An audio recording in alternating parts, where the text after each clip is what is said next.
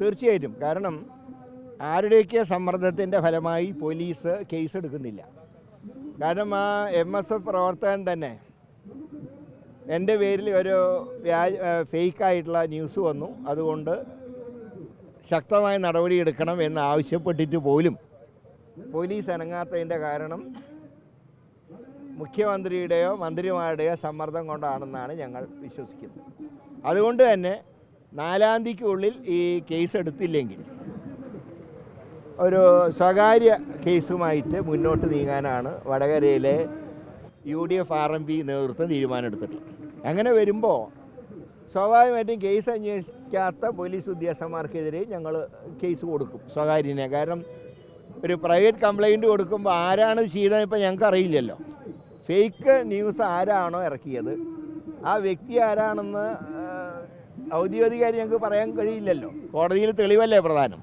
അപ്പോൾ ഈ case അന്വേഷിക്കാത്ത police ഉദ്യോഗസ്ഥന്മാർ കേസ് അട്ടിമറിക്കാൻ നോക്കുന്നു എന്നുള്ള വിവരം ഞങ്ങൾ കോടതിയിൽ പറയും. അപ്പോൾ അവർക്ക് കോടതിയിൽ മറുപടി പറയേണ്ടി വരും. അന്ന് ഇവരെ രക്ഷിക്കാൻ ഒരു പിണറായി ഉണ്ടാവില്ല. അതാണ് ഞങ്ങൾ പറഞ്ഞത്. അക്കാര്യത്തിൽ യാതൊരു വിട്ടുവീഴ്ചയില്ല. കാരണം കേരളത്തിൻ്റെ ചരിത്രത്തിൽ പോലും ഇല്ലാത്ത രീതിയിലാണ് കാര്യങ്ങൾ ഇവിടെ നടന്നത്. അതൊരു സ്ഥാനാർത്ഥി തന്നെ, ഇടതുപക്ഷത്തിൻ്റെ സ്ഥാനാർത്ഥി തന്നെ അതിന് മുൻകൈ എടുത്തു എന്നുള്ളതാണ് ഞങ്ങളെ ഏറ്റവും അധികം ഞെട്ടിക്കുന്ന കാര്യം. ഇപ്പം നരേന്ദ്രമോദി പറയുന്ന അതേ രീതിയിൽ വർഗീയത മറ്റൊരു രൂപത്തിൽ കേരളത്തിൽ LDFും പറയുന്നു. അതിൻ്റെ ഭാഗമായിട്ട് തന്നെയാണ് ടീച്ചറുടെ സ്റ്റേറ്റ്മെൻറ്റ് ഞങ്ങൾക്ക് കാണാൻ കഴിയും. ഈ പോലീസിൻ്റെ പ്രവർത്തനം മൊത്തത്തിൽ മാറുകയില്ല. അതായത് ഗുണ്ടകളുടെ കൂടെ വിരുന്നിന് പോകുന്നു. പോലീസ് ഇപ്പോൾ ഏതാണ്ട് എന്താ പറയണ്ടേ, കേരള പോലീസ് എന്ന് പറഞ്ഞാൽ ഒന്നിനും കൊള്ളാത്തവരും ഗുണ്ടകളുടെ അടിമപ്പണി ചെയ്യുന്നവരുമായിട്ട് കേരള പോലീസ് മാറി. ഇവരെയൊന്നും നിയന്ത്രിക്കാൻ ആർക്കും കഴിയുന്നില്ല.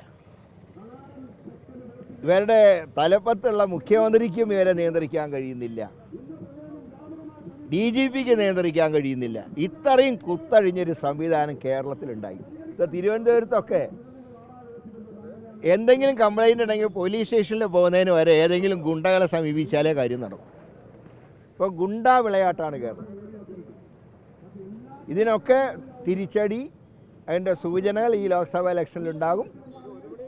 തുടർന്നുള്ള എല്ലാ തിരഞ്ഞെടുപ്പുകളിലും കേരളത്തിൽ ഭരണമാറ്റത്തിന് വേണ്ടിയാണ് ജനങ്ങൾ വോട്ട് ചെയ്യുക. അത്രേ ഞങ്ങളിപ്പോൾ പറയുന്നുള്ളൂ. പക്ഷേ ഇതുപോലുള്ള കേസുകളിൽ ഞങ്ങൾ കോടതിയിൽ തന്നെ ഈ നിയമ നടപടികൾ ഞങ്ങൾ സ്വീകരിക്കും. സൂചന കിട്ടിയത് എന്തുകൊണ്ട് ആക്ഷൻ എടുക്കുന്നില്ല ഞങ്ങൾ ചോദിക്കുന്നത് അത്രയേ ഉള്ളൂ. ആരെയാണ് നിങ്ങൾ ആക്ഷൻ എടുക്കുക, എന്തുകൊണ്ട് എടുക്കുന്നില്ല? സൂചന കിട്ടിയത് ഇപ്പോൾ സൂചനയെ കുറിച്ച് ഒരു സൂചന ഇപ്പോൾ ഇല്ലല്ലോ. അതുകൊണ്ട് ഞങ്ങൾക്ക് സംശയമുണ്ട്. പോലീസിൻ്റെ ഭാഗത്തുനിന്ന് കാര്യമായിട്ടുള്ള പോലീസിൻ്റെ ഭാഗത്തുനിന്ന് കാര്യമായിട്ട് വീഴ്ചയുണ്ടായി. അതുകൊണ്ട് തന്നെയാണ് പറഞ്ഞത് 4-ാം തീയതി കഴിഞ്ഞാൽ ഞങ്ങൾ കോടതിയെ സമീപിക്കും. തീർച്ചയായിട്ടും 2020 ഞങ്ങൾ പ്രതീക്ഷിക്കുന്നത്.